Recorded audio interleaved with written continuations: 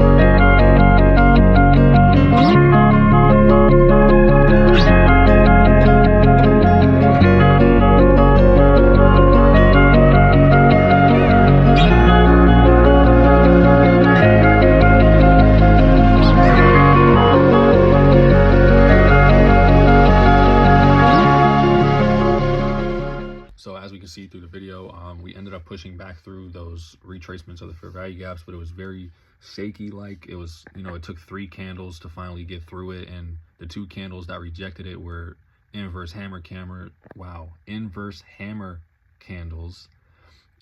So I didn't really like the initial push we were getting, so that's why I ended up break evening decently early once we pushed it, and then once we failed to push above the resistance at the next line, that's when I moved my stop loss to the leaving the fair value gap, and it ended up full reversing out of that rejection. So it was a good thing I took my profit where I did, because it flew down, 20-30 points from my initial entry, which means I would have got stopped out if I didn't break even, let alone trail my stop loss to the fair value gap that we ended up pushing. So like I said, it followed my rules. I'm still happy with the trade, but it didn't play out like I hoped.